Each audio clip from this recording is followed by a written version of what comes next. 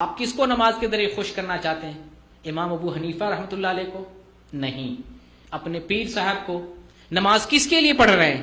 کسی غوث کے لیے، داتا کے لیے، پیر فقیر کے لیے، کسی پجاری کے لیے، کسی بابا اور ملنگ کے لیے؟ نہیں، نماز اللہ کے لیے پڑھ رہے ہیں۔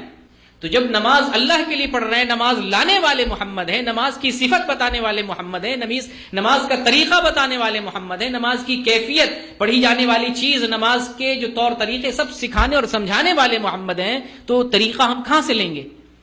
کیفیت ہم کہاں سے لیں گے؟ نماز پڑھنے کا انداز، طریقہ اور کیفیت کہاں سے اخذ کریں گے؟ محمد صلی اللہ علیہ وسلم سے۔ پھر ہم نے اپنی نمازوں کو الگ الگ کیوں کر لیا؟ دیکھیے کتابیں جو آپ دیکھیں گے بازار میں، مکتبے میں کتابیں ملتی ہیں، حنفی نماز، بریلوی نماز ہے، اس طرح سے نمازیں آتی ہیں نا۔ نماز ایک ہے، سلو کما رأیتمونی وصلی، تم ویسے نماز پڑھو جیسے تم مجھے نماز پڑھتے ہوئے دیکھتے ہو۔ میرے بھائی، آپ اس کی فکر نہ کریں کہ آپ جب سنت کے مطابق نماز ادا کریں تو آپ کو وہاں بڑا کا تانا دیا جائے، اس کی پرواہ نہ کریں۔ آپ کو گاؤں سے نکال دے، سماج سے نکال دے، سماجی بائیکاٹ کر دیا جائے، لوگ اس وجہ سے بھی بہت ساری سنتوں کو ترک کر دیتے ہیں۔ آپ اس کا خوف نہ کریں۔